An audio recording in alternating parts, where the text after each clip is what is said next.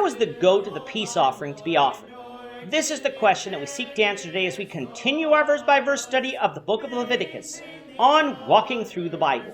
His word, the glory of his cross. If you have a Bible with you, turn to Leviticus chapter 3. We're going to be reading from verses 12 to 17. If you don't have a Bible, don't worry. Just follow along with us on the screen.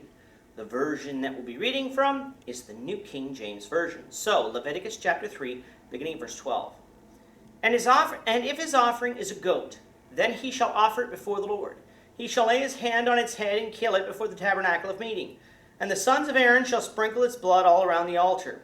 Then he shall offer from his offering as an offering made by fire to the Lord the fat that covers the entrails, and all the fat that is on the entrails, the two kidneys, and the fat that is on them by the flanks, and the fatty lobe attached to the liver above the kidneys he shall remove, and the priest shall burn them on the altar as food, an offering made by fire for a sweet aroma. All the fat is the Lord's.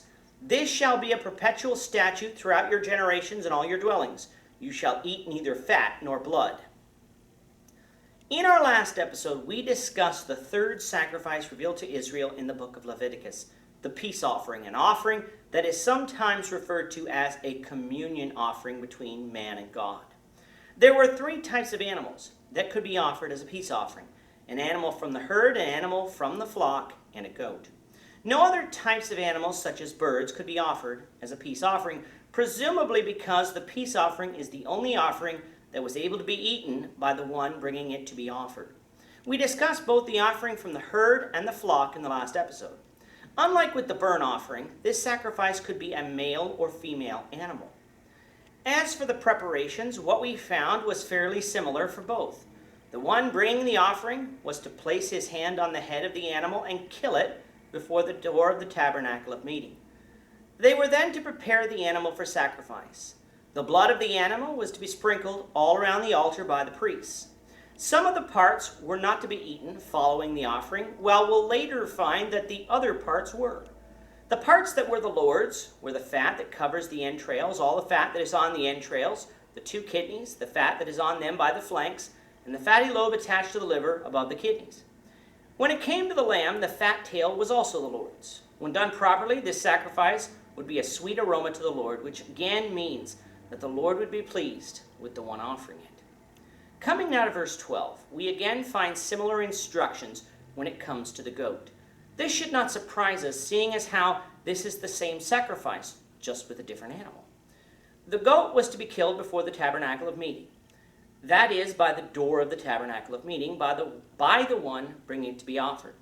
The blood shed by the goat was to be taken by the priest and sprinkled all around the altar. Again, the Lord's portions were separated from the portions that would be eaten by the priests and the one bringing the sacrifice to be offered. And those portions were the same as with the animals from the herd and the flock, namely the fat that covers the entrails, all the fat that is on the entrails, the two kidneys, the fat that is on them by the flanks, and the fatty lobe attached to the liver above the kidneys. They were to be offered on the altar to the Lord, but not to be eaten. In fact, not only were the Israelites forbidden to eat of the fat from the animals for this sacrifice, they were forbidden to eat of the fat from the animals at any time. That's what a perpetual statute in all your dwellings means.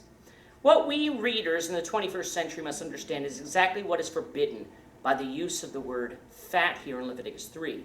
It is not talking about the external fat that is part of the meat of the animal. That's sometimes what we mean as fat. No, what is being talked about here is the internal fat, the fat described as part of the peace offerings.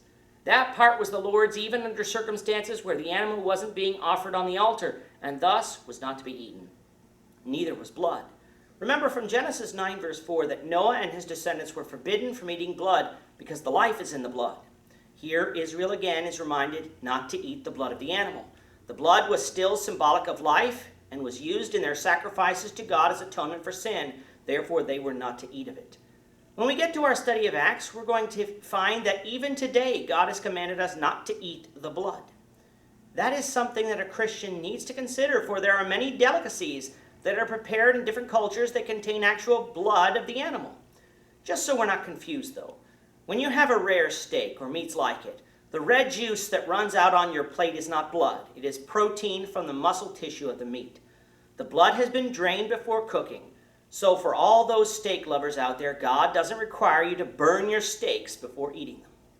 The prohibition against the actual blood is still in force, however.